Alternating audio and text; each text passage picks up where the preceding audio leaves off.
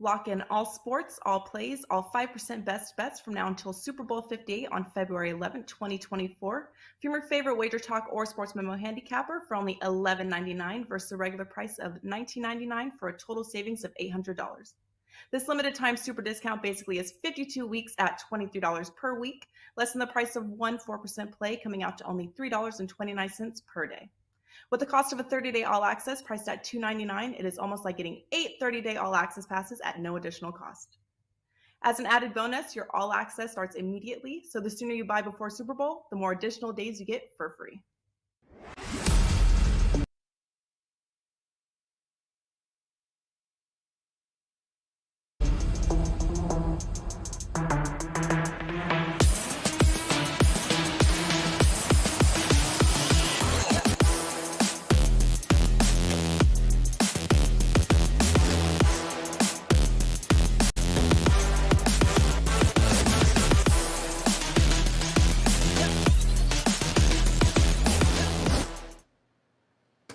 Hey guys, welcome in, and wow, what a last 24 hours in the NBA as the trade deadline is now officially come and gone. And yeah, there are going to be a few teams looking a little bit different here, including tonight. Only 4 games on the card here. We'll break some of these down for you, see if we can come up with a couple of best bets. Lot to unpack here over the last 24 hours, and we'll do it with 3 of the very best when it comes to handicapping the NBA here on the show today, as we welcome back in Dwayne. Bryan in the house. He's just excited. There's no Marco D'Angelo here. We also have Rob Vino. Always a pleasure to see Vino. Feel like we just did this in the college basketball show a minute ago, but good to see you. And Brian Leonard, fresh off a little vacationing, a little fun in the sun, looking good. He is back in the saddle again here, gentlemen, as the NBA overnight made huge announcements. And that was kind of a domino effect there. Once Kevin Durant was notified that, oh yeah, by the way, he's going to Phoenix, Mikal Bridges coming back, the dominoes just went absolutely bonkers. Because then the rest of the teams in the West were like, whoa, wait a minute.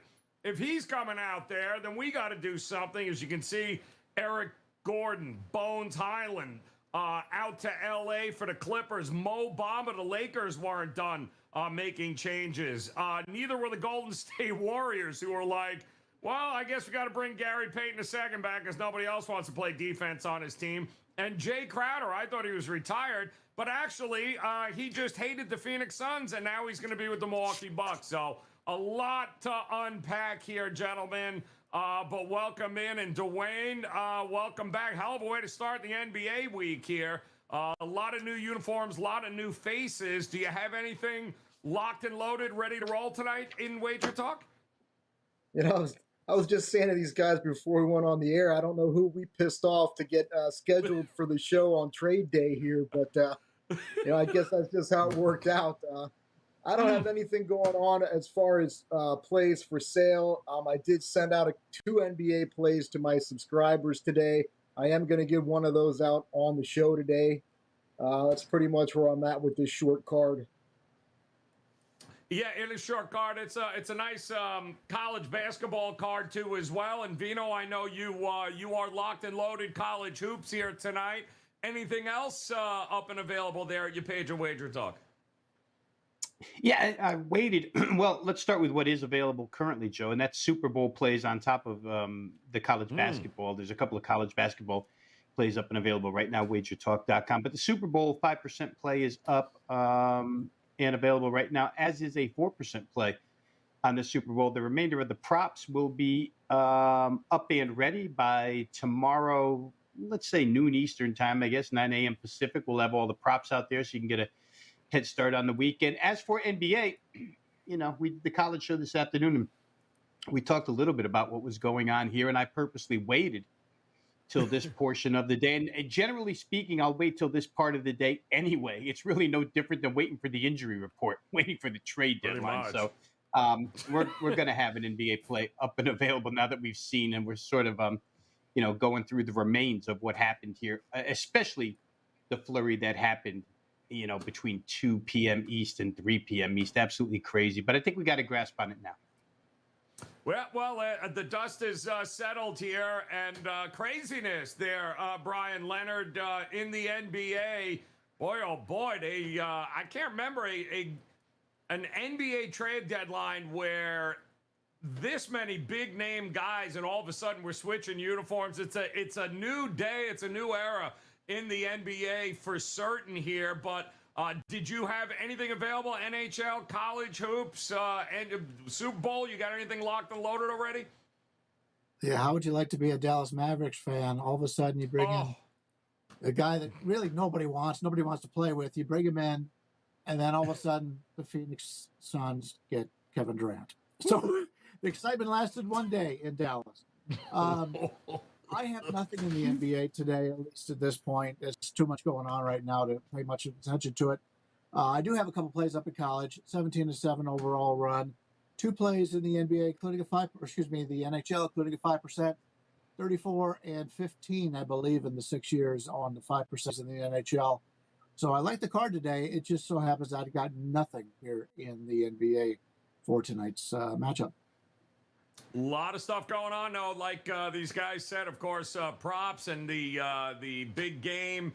College hoops, a great card here tonight. So a little something for everyone over at WagerTalk.com. We will try to make heads or tails of some of these games here, as we'll start with the Orlando Magic at home here tonight, taking on the Denver Nuggets. Now, for the most part, this started out with Denver today trying to figure out whether Jamal Murray, who was questionable with a knee issue, whether he'd be going or not. But it appears Jokic and the usual suspects are going to be a go. However, Bones Highland now a Clipper, so the bench gets a little shorter there, and the Orlando Magic don't have the big man, Mo Bamba, here. However, he was suspended recently for, doing that brawling thing there with Minnesota.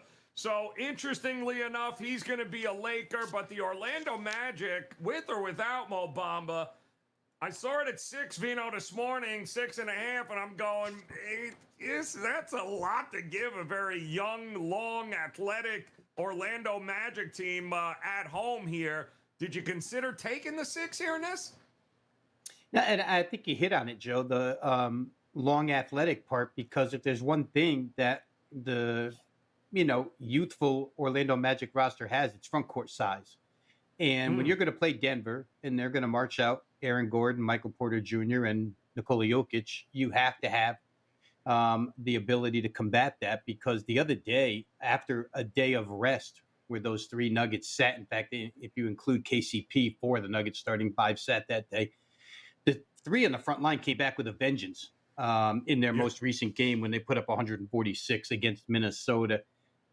They can strike quick, but Orlando does have the player, like I say, the personnel to somewhat match that. And the game in Denver was relatively close just recently, 119-116 Denver win. I don't know how much emphasis Denver is going to put on this game as far as, 48 minutes worth of pure energy. I know Orlando will give you that. So points could be well worth taking. I would tend to look at the total here in this game, Joe. Denver's been a scoring machine. 5 of their last 6 have gone over. They're getting over that. It's been 122 plus, I think, in 4 of their last 5. I don't know that Orlando can stop that from happening, but the other side of the floor, I do think Orlando can get theirs as well. So I'd probably look more towards total, but I can see taking Orlando plus the points here. Certainly it's a team that, while they're not in the same class as Denver, they do match up personnel-wise pretty well. And they've been actually, Brian, they've been really good since the beginning of the year, I think, on a 12-6 run in the last 18 games against the number. They're certainly an organization in which the arrow is pointing up here. You got to love with the athletic talent that they have there. They got some guys that are going to be around this league a long time here. Getting that many points at home, what are you thinking here tonight in this one? Yeah, I agree with you. I think the future is really bright for the Magic. And they're stocking away a lot of depth with a lot of these trades. So this is a team to keep an eye on. You're getting a Denver team who just scored 146 points a couple nights ago. Rarely do you find value on an away favorite who just scored 146 points. So I'm with Rob a little bit. I think I won't be playing it, but to me, I can't lay it with Denver. And Orlando's a team that's always, you get a good effort out of Orlando all the time. That's really all you really look for. I like to play the younger teams that have a lot of spit and vinegar in their blood, so they could go out every night and try to prove something. Denver beating Orlando by double digits here is not going to prove anything for the Nuggets. That's a team, they know where they're at. Know that right now they're probably moved down a little bit down the leaderboard in the Western Conference, with Phoenix picking up the big guy. But Denver's a team, solid team. I like this team all around, but don't like this spot for them tonight. I think Orlando catches the points is the way to go. Yeah, and it's intriguing enough here too, Dwayne. I mean, the line hasn't really moved much. I mean, all the trade, Bones Highland goes, right? They lose Mo Bamba, but the market hasn't really reacted with this. Everything that happened is kind of what everyone thought was going to happen anyway, so I guess no real surprises. The bottom line is it a total game you would look at, or a side situation? I mean, I got to agree with Brian and Rob here with Orlando. I mean, if I got to lean one way in this game, that's the way I'd have to go. I mean, we've got Denver kicking off a 3-game East Coast trip. Brian mentioned it. They're fresh off that 34-point revenge win at home against Minnesota. The Wolves had just beaten the Nuggets in Minnesota the game prior to that. So, is Denver a little flat here in a non-conference spot? I guess we'll find out. I do know that this road favorite spot hasn't been kind to Denver this season. They're just 2-3 straight up and 0-5 against the spread as a road favorite off a home game in which they shot better than 50%. The average line was Denver -4, and their average point margin was -6.4 in those games. So they lost to the spread by double digits on average in this situation. They're also 1-2 straight up and 0-3 against the spread this season as a road favorite off a home win by 15 or more points. So again, they got that satisfying revenge win, scored all those points and won by 1 million. So, a little bit flat here probably. And we know the Magic, they've been great as dogs. 6-3 straight up, 7-2 against the spread as a non-conference home dog. 3-1 straight up and against the spread this season as home dogs off a home loss. The only question that I have is, have the odds makers caught up with Orlando's success as dogs here? I mean, when you look, they're only 2-2 straight up and against the spread as a dog this month. And they lost straight up and against the spread in their last 2 as a home dog. So maybe the odds makers have finally caught up to them. But at any rate, I still got to lean Orlando here as the home dog, considering Denver is 4-10 against the spread as a road favorite this season, including 1-5 against the spread the last 6. It's just not a good spot for the road team here. No, it's not. And Bones Highland hadn't played in the last 5 days anyway, so everyone kind of knew this was coming. So it won't be that much of a distraction, I think, for either of these two teams. The market ain't moving. Total starting to creep up there, so maybe Vino is onto something there with the Orlando Magic hosting the Denver Nuggets. All right, let's head to another intriguing matchup. In fact, I believe the Bulls were one of only 2 teams who did Ungats here during the trade deadline. The Cavs sat pat, and I know Brian Leonard's happy about that. The Bulls were trying to get rid of Zach LaVine, but the Knicks and them apparently couldn't get on the same page. And then, of course, the Nets. But let's be realistic. The Nets team that's on the floor here tonight, pretty much the Nets team we've been getting here ever since Kyrie left and Durant hasn't been playing anyway. So it's an intriguing spot. It's only one. It's 226 as a total. I mean, Vino, call me crazy. At least Brooklyn's had a couple of games under their belt to get used to this new look. Yeah. how chicken of odds makers not to present us with Cam Thomas props right now. Really? Joe, I mean, the guy 43, 44, 47, it just doesn't matter. The whole time, they've had their answer sitting about 13th at the end of their bench for the entire season. So I think with Brooklyn, what you worry about most heading into this game is they work new pieces in, his defensive continuity, communication breakdowns on that. And now Spencer Dinwiddie was with the club before. And I think, if I'm right, Jacques Vaughn was interim at the time when Spencer Dinwiddie was with them. I could be a little bit off on that. I'm not positive. But he was part of the team that was extremely small with Jared Allen at center. Of course. Now Brian Leonard's center. We'll mention Brian Leonard every time we talk Cleveland here. I think that Chicago's tough for me to project on a night in, night out basis, Joe, because there's nights where they look like they have the makings of a playoff team, representative of last year's squad. And then there's nights where they come out and they just look terrible. The DeRozan injury, obviously the question mark next to his name is problematic until you know whether he's going to go or not. I will say this, Nikola Vucevic, if you're playing player props, has been an absolute money-making machine since January 1st. You just play his PRA up and over. And in fact, back in January, that number was 32.5. Now we're all the way up to tonight. It's at its peak at 36.5. So I went back and looked how many times his PRA going over 36.5. And the answer is 8 of his last 11 games. Ever since Billy Donovan came out 3 weeks ago and told us that their entire offense is now going to run through their center, his numbers have gone up increasingly. It's kind of like a poor man's Nikola Jokic, where he fills the assist column, he fills the rebound column, and he fills the point scored column. So if DeRozan isn't there, like he wasn't the other night, then Vucevic's numbers, which really picked up the other night, could pick up again. Obviously, somebody's got to carry the slack for what DeMar DeRozan leaves behind. I think you could look at that. I think, though, you'd probably have to look at the Bulls here. I think this is a winnable game for the Bulls, and I'm not going to sell the Nets' desire to go out and play hard and win games now that it's a group without, these guys were all behind the shadows of those superstars, right? And they've come out, like we said earlier, and played really well, Cam Thomas, especially on the offensive end.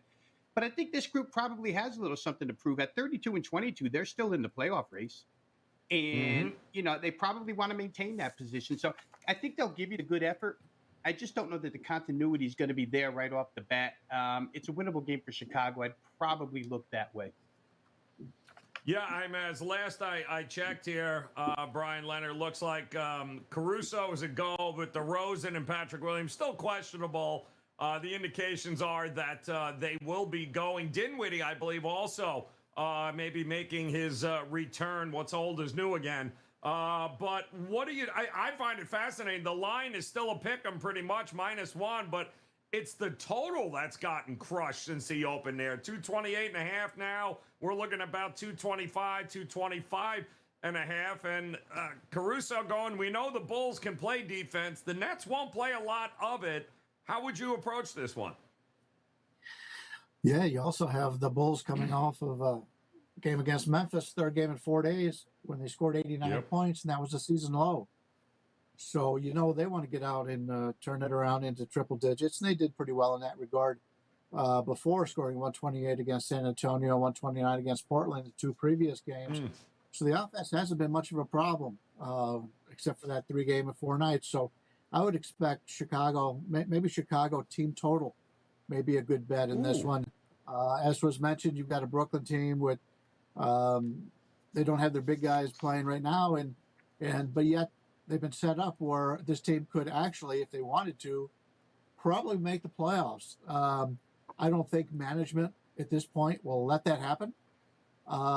If you're looking for one team that'll be tanking the rest of the year, you can make some money on. I think it will be Brooklyn. The players will give it all, but I think the management and the coaching staff will kind of reel them in and set some guys during key times. So Brooklyn's a team I'll be looking to fade the rest of the year in that regard, because I think they'll be in full tank mode, because last thing they want to do is with the players that they have, get a playoff position and then get swept in the first round. What was the point of that? They'd rather have the better draft choices. So Look for that in the future. But the Chicago team, where they've stepped up in class, they've played some pretty good teams. Problem is, and they've beaten Brooklyn twice already this year. Problem is, Brooklyn's only with that record. The guys that gained that record for them are no longer there. So Chicago, I believe, gets the victory here, and I'll be looking to fade Brooklyn down the stretch. It's interesting, by the way, guys, just to throw those numbers out to you. I'm seeing the Bulls at about 112.5 team total, Nets 113.5 team total. So an interesting angle there.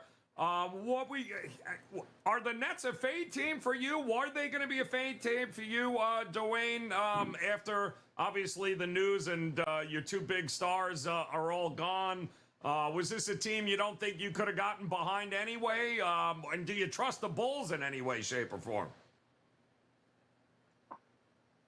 I'm probably going to be looking to fade the Nets, and I'm actually, in a way, fading them today. The plays that I did give out today, and I'm going to give them both out now, were in this game.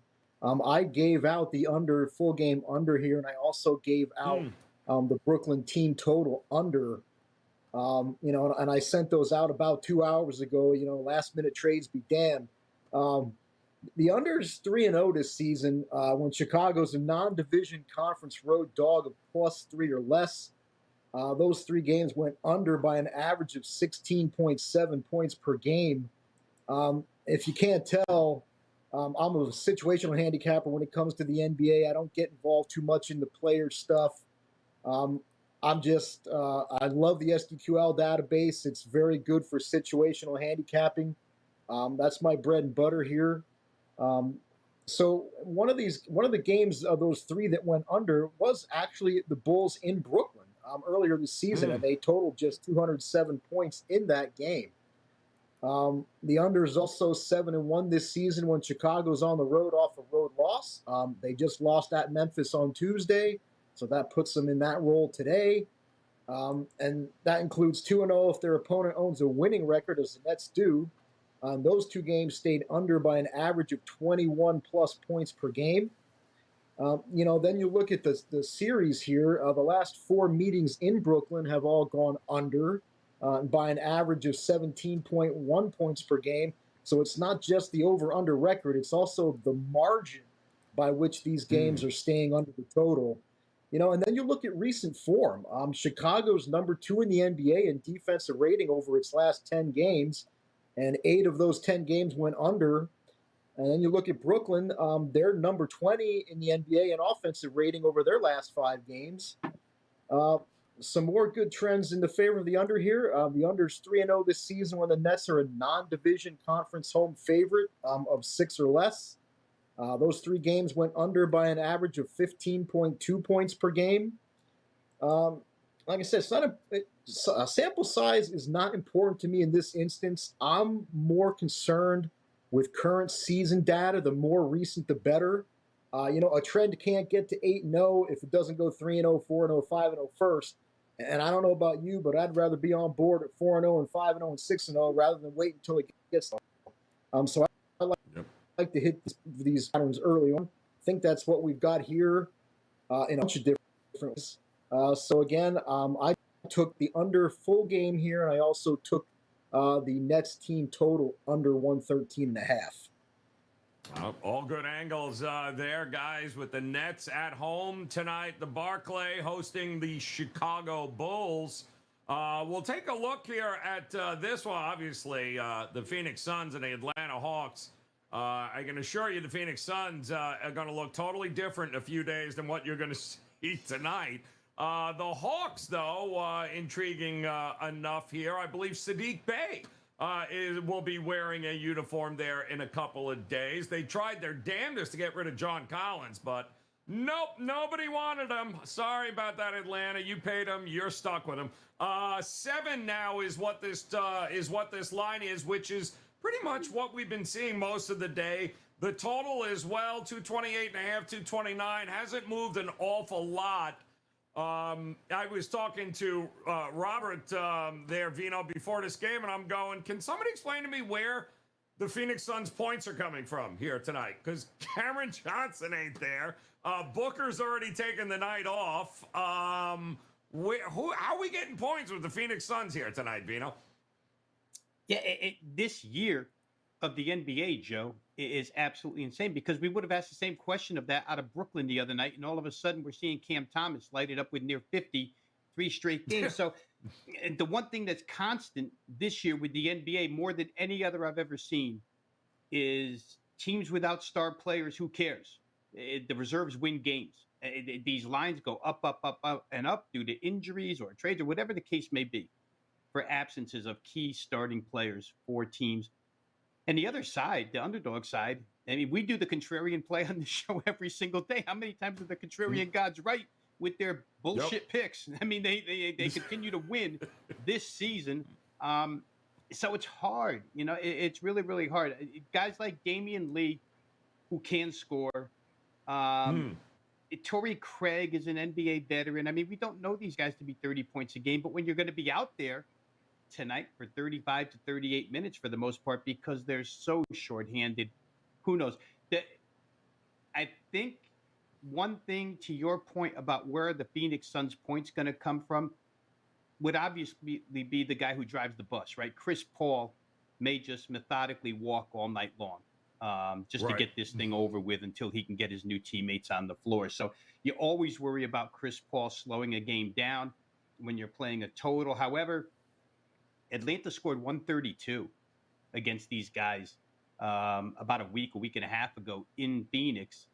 And if Atlanta's going to find their way to 125, it gets a team where you could make the opposing case, Joe, that how is Phoenix going to defend anybody in this game?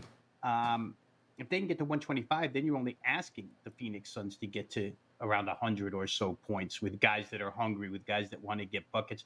And Atlanta doesn't always show up to play a lot of defense, let's face it. Individually, they have a couple of good defenders, Murray and Hunter, but they don't always show up to play D. They're a team that likes their share of the offense. So I don't know. This game puts me in a quandary. The obvious selection here, just based on personnel, is Atlanta. The obvious selection, due to what we see every night in the NBA, is Phoenix plus points, which probably leaves me out. I would say if you can shorten it up and maybe look at Atlanta first half, maybe it takes Phoenix a little while to get going here. Maybe you could do that, but that would probably be my best advice. Shorten the game up a little bit in some capacity. It's and I think it's fair to say too, Bryan, that a lot of these games here tonight, you're going to get a better number in game anyway. So, I mean, some of these are much better in-game betting opportunities for sure once you have an idea of what you're seeing. I think this game included, but it feels like we're getting a much more defensive-oriented Suns lineup than what we may otherwise have had here. So 7 feels like a lot. How do you look at this matchup here tonight? Yeah, I think you're correct. The under, and at least for me, Phoenix is probably the way I would look. This game was 4 earlier. Now it's 7. We find this all the time. Rob talked about this. People make over adjustments. And yeah, the names people aren't going to be there, but these are all professional athletes that were great in college. And they were wanted by many of these teams, and they get to play in the NBA. And if I'm a Phoenix Suns player, I'm ecstatic with the way today went. So I'm going into this game. I'm very excited to play. And if you're Atlanta, are you really that excited? I mean, they did a little bit, but not enough to make much of a difference to me. And keep in mind, Phoenix has won 5 out of the last 6 games. The last game they lost was against Atlanta just 8 days ago. 132-100 final. They lose by 32 points at home. Oof. Now you got them a week later, 8 days later. They get to play them again on the road here. They're going to remember that, even though the coaches will make that very well known that this team kicked their butt at home just a few days ago. So I like the Phoenix side. Atlanta's a team that, I'll be honest with you, I thought they were going to improve this year. They haven't. Just some things going on behind the scenes for Atlanta. They're just not putting it together, as you mentioned. some of the players that they were trying to get rid of. A lot of these teams at this point, like Chicago is another one that could be that, if you're a player on that team and your team doesn't make the big moves going into the trade deadline, makes you wonder if they're really trying to win. I don't think Atlanta's done enough in the trade deadline here, and Phoenix did. Phoenix is the team that's coming out playing harder, and I like these guys on this team. The Suns are a real contender at this point. Yeah, well, they certainly the future market believes so. Is now they're down to about a 4-1 favorite, which is priceless because we talked about it about a month ago on this show going, guys, kind of at 17, 16-1, Phoenix feels like we're undervaluing. Yeah, well, 4-1 now. And boy, oh boy, all eyes are going to be on them. Intriguing situation here, too, there, Dwayne, given the fact that, like Bryan just said, they got their asses handed to them 8 days ago, and these are professionals. They don't like that one way or the other, and they're not going to forget here. How do you approach this one? Well, normally we do a segment on this show called That's My Dog, and actually the Suns were going to be my dog for this game. And like I said earlier, I'm not somebody that gets into player matchups and stuff, but, I'm well aware of the trade, that sent Bridges and Cam Johnson and Crowder, 100 first-round picks, lifetime supply of passes to the local gentleman's club, to Brooklyn for Durant and Warren. But, that's why nobody wants Phoenix here, and that's exactly why I was going to take them as my dog for this show. Like Bryan mentioned, this is a revenge game for the Suns, and I normally wouldn't be talking about revenge in a non-conference game, but they just met 8 days ago, and Phoenix beat them by 32 points. I had Atlanta in that game.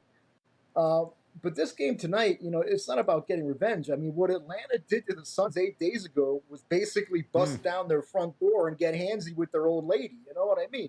So, the effort should definitely be there tonight for the Suns, no matter who's on the court for them. And then you look at the other side, it's not like Atlanta's been any great moneymaker as a favorite this season. 10-17 to spread, 37%.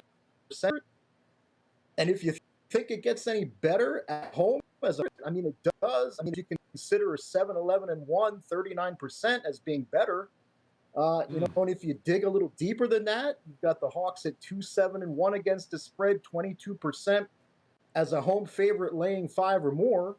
And they're also 2-4-1 against the spread, 33% as a non-conference home favorite. And that includes 0-3 straight up and against the spread in the last 3. So any way you slice it, there's absolutely no way in hell I'm laying points with the Hawks. I don't care who's on the court for the Suns tonight. They were going to be my ugly mutt for this game. I'll take Phoenix plus the 7. Feels like that is a good spot for them there. Phoenix plus a touchdown here tonight, taking on the Atlanta Hawks. One other game up for note here tonight, and of course, a lot of people thought this might be the game. In fact, a lot of people paid out their ass to buy a ticket to this game because they thought one LeBron James might be breaking a record here. Hope they kept the receipt. My word. 8.5 is what we're seeing now with this number. 236 as Giannis and company coming into town. Big news with them, of course. They had a monster 3-and-D player there in Jay Crowder coming to Milwaukee. Looks like they're loading up once again here to make another run. Lakers, they ship out good old Patrick Beverly. They bring in the big man, Mo Bamba. They've already got a couple of other guys with Vanderbilt and D'Angelo. Neither of them are going tonight, but the big question mark, I guess, is LeBron at this point, right? Vino, 236 to the total. 8.5 is what this is, and it looks like it's been creeping up here a little bit. How do you approach this one? Yeah, he's the question mark every night, right, Joe? Every night you look at the injury report, LeBron James questionable. You look at the game, LeBron James shows up. So I expect him to show up here against Milwaukee. It's interesting, that Phoenix since August has been trying to unload Jay Crowder. And Milwaukee's wanted him since August. And finally they decided, all right, we'll give you 5 second-round draft picks. They probably could have got him for 2 6 months ago.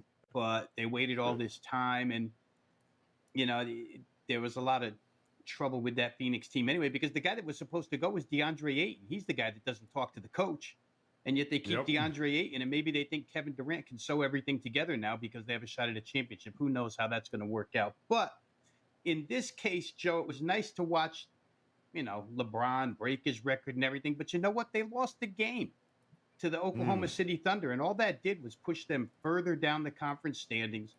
They're the 13th seed right now where playoffs are concerned. And here's a team going out and grabbing guys as if they're, intend on being a title contender. So I'm not so sure where they're at. I'm pretty sure where Milwaukee's at right now. They've rattled off 8 straight victories. Now, the problem for Milwaukee is they're only 4-4 against the spread in those 8 games. And here you have to lay 8 points. But they're scoring like crazy. Brian talked earlier about potentially playing a team total. I think in this instance, you might want to look at Milwaukee's team total. LA is not the best defensive team, haven't been the best defensive team at all. And to have so many pieces interchanged on this particular night, again, I said it earlier about one of the teams, I think Brooklyn, that you just wonder what the defensive communication between guys will be when there's different lineups on the floor throughout the 48 minutes. I think Milwaukee gets theirs. So I'd probably isolate it to that. I'd probably isolate it to Milwaukee team total over, just because their field goal percentages have been outstanding as of late. And they look like, a team ready to make a push. They're a game and a half behind Boston for the number 1 seed in that Eastern Conference. And I think they would want everything to run through Milwaukee once again. So I would probably look towards Milwaukee team total over. It is coming out now. LeBron has been ruled out. So, shocker, he was at the club over the last 24 hours getting his celebration on. They did rent the club right after that game there for against OKC, so maybe that's a lingering effect. So LeBron is out here, and that's why this number now up to 9, and it looks like it will go even further here, Brian Leonard. I love Rob's approach, though, with the team total from the Bucks, because they're running. I mean, what a streak they're on. I don't think they care one way or the other. I think they're going to go out and do their thing here. How would you approach this matchup here against the Lakers minus LeBron? Yeah, very much like Rob is. You go to an Asian restaurant. I don't know what they're called, but they have that good luck cat that does this or whatever when you go to an Asian restaurant. I believe they're giving those away tonight, and they're going to put Westbrook's face on it, and just so he could just wave goodbye to everybody who caused him all the trouble for the Lakers. But yeah, I don't want the Lakers here. I figured all along that LeBron wasn't going to play, and I just saw the line shoot up another point. So yeah, I figured it was official now. But got a Milwaukee Bucks team plays very good. They're a team. They're a team in the East that is really going to give all they can with Boston. I think those are the best 2 teams in the East, and the Lakers still aren't there. Yeah, at least they made changes. They did the best they could. I don't think it's enough to get them there. It was mentioned that the Lakers, even when in the Bryan game, where they didn't win the game, wins are not a big priority right now. If the Lakers make it to the playoffs, then that's all they care about. Get to the playoffs and then deal from there. We see that many times in sports, is just make the playoffs. So we've seen it out of the Clippers the last couple of years. They take their time. They got so many guys that take days off, and I think that's the way the Lakers are. So when we get to the point where it gets to the playoffs, then it's a different ball game, and especially when we have a lot of veteran players, and LeBron's that way. So if they can make the playoffs, that's all they care about right now. And the Bucks are still out there trying to get the best record out of the East, and I think they get a pretty easy victory here against the Lakers team that, as was mentioned, does not play a lot of defense. No, they don't. One guy that wasn't at the club apparently was Anthony Davis there, Dwayne, because he ain't about to celebrate with no scoring time. Let's win the game. Apparently, that wasn't what was important there. But Anthony Davis is a go here tonight, so the Lakers still have a guy that can actually go up against Giannis.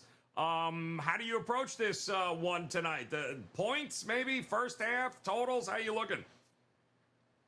So people paid through the nose for tickets for this game because they thought they were going to see LeBron break the scoring record. And not only are they not going to see him break the scoring record, but the guy isn't even playing at all. So there's going to be a lot of pissed off people out west tonight, I imagine. I mean, I can't step in front of Milwaukee here. I mean, I don't care. They won 8 straight games. They're 4-1 straight up, 3-1-1 against the spread as a non-conference road favorite. It is the first time this season that they've been a road favorite off a double-digit road win, but they were in that spot 6 times last season, and they went 5-1 straight up and against the spread. Won those games by an average of 11.8 points per game. And interestingly enough, the last time they were in this spot was almost exactly a year ago to the day, February 8th of last year, and it was against the Lakers in LA. They were a 4-point favorite, and they beat them by 15. I don't expect much different tonight. I believe this is a revenge game for Milwaukee. I think they were a 9-point home favorite earlier in the season, and the Lakers beat them by 4. So, I'm sure, the Lakers, Milwaukee doesn't lose many home games at all. And, you remember when you lose to, a named franchise like the Lakers. So, I'm sure Milwaukee will bring it tonight. I just think there's just no other way to look in this game. There's really nothing else I can say. So, I was actually before, you said LeBron was out. I was actually looking towards the under in this game. I had a lot of good under trends leaning that way, especially in games involving high totals, non-conference games particularly, where the totals are at like 238 or higher. Those games have been going under at a great clip, like 18-10 to the under, 64.3%, including 7-1 the last 8. So I actually lean under in this game as well. I don't love it. But I can't step in front of Milwaukee. That line's just going to climb. Maybe the under is the way to go, but I don't love that either. So it's a short, shitty card today. Put it that way. Vino, it's intriguing. The guy that I think is going to affect it most is Westbrook not being there, because he was the guy coming off the bench pushing the pace, which is what always got us, running up and down the court. What's always got us those overs with the Lakers. And, so who's going to push pace now off the bench there for the Lakers? Going to be an intriguing game here tonight to see what happens. Giannis and company don't care. They got no problem running right through LA tonight, which in all likelihood is what's going to happen. So, like Dwayne put it, it's a shitty card. A lot of question marks across the board here, but we'll see if we can come up with maybe one play, prop, side total, team total that these guys might lean towards a little more than the rest. And Vino, how about you, man? Which one of these games might you be leaning towards here tonight? Well, I think I'll go back to where we left off, Joe, at that Milwaukee-LA game, because Russell Westbrook may not be there to push pace for the Lakers, but Dennis Schroeder is. And Milwaukee's one of the fastest tempo teams in the NBA anyway, one of the top 3. Not only did LA make moves, but they traded away Thomas Bryant as well. I don't know what's in the middle, honestly, to defend Giannis in this game. I don't think AD is really going to try and get in his way too much here. So I think Milwaukee's going to have their way. The question becomes, do I like them first half and play them over 60.5 team total first half in case of a rout, and then they sit guys in the second half, or do you play them over the full 122? I'll say this. They're 10-1 straight up, the Bucks are, in their last 11, and 8 of those 10 wins, they've scored 122 or better. So they haven't really let off the gas pedal against anybody. The Lakers have given up over 122 in 6 of their last 8. So I'll try full game total with the Bucks over 122. Boom! Yeah, they're going to put their foot down, aren't they, Vino? They're just going to bulldoze them tonight. It's going to be a lot of fun to watch, too. Brian Leonard, what are you thinking, man? Which one of these games might you lean towards a little? Let's go back and take a look at one of the ones we've talked about, and that was the Phoenix Suns. The line is the 3-point differential is too much, in my opinion. It was 4, it's up to 7. Phoenix, just as I mentioned 8 days ago, were blown out at home by this team, 32 points. Phoenix is a team that's excited to be playing right now, and now they've got another superstar player down in the desert. So I like this Phoenix Suns team. Atlanta's a team that I'm not overly impressed with. Give me Phoenix plus the 7. And for a better play, go out there and grab my 5% play in hockey. 5% going right now. And it's been a really terrific run in hockey once again. 6 straight years, making a lot of money for clients. Get that big 5% in hockey on Thursday.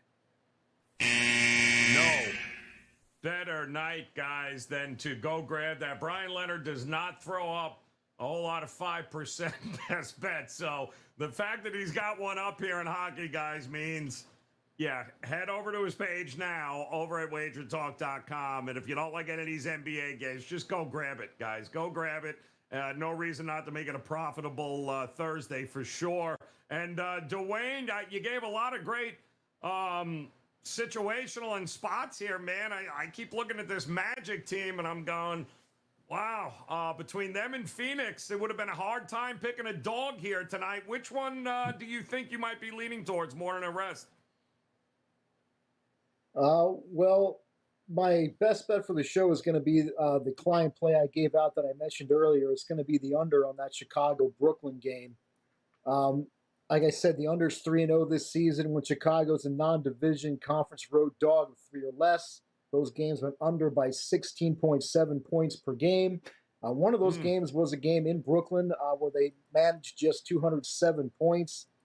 The under is 7-1 this season when Chicago's on the road off a road loss, and they are off a loss at Memphis.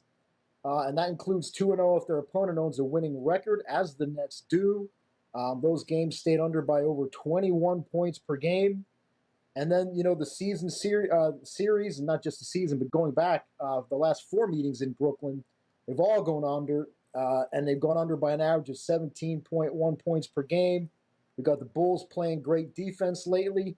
It just all adds up to me for an under tonight in Brooklyn. All right.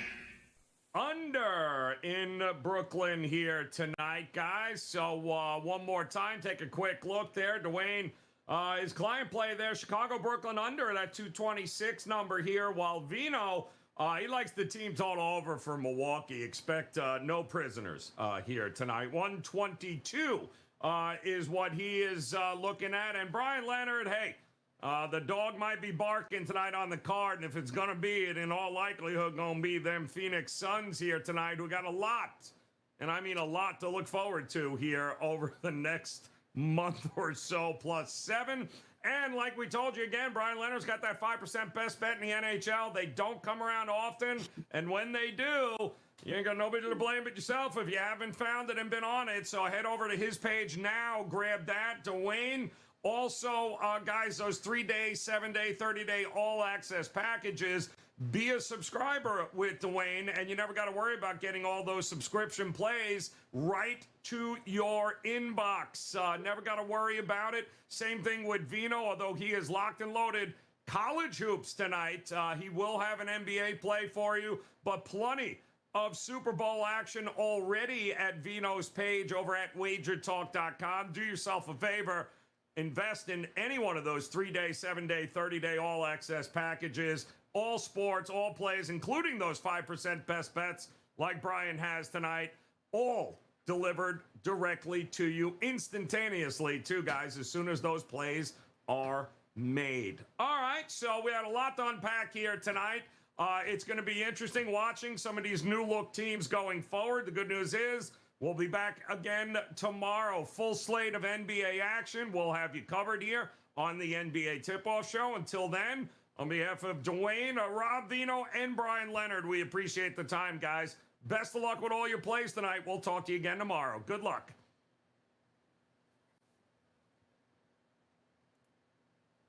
Lock in all sports, all plays, all 5% best bets from now until Super Bowl 58 on February 11, 2024. From your favorite WagerTalk or Sports Memo handicapper for only $11.99 versus a regular price of $19.99 for a total savings of $800. This limited time super discount basically is 52 weeks at $23 per week, less than the price of one 4% play, coming out to only $3.29 per day. With the cost of a 30-day all access priced at $2.99, it is almost like getting 8 30-day all access passes at no additional cost.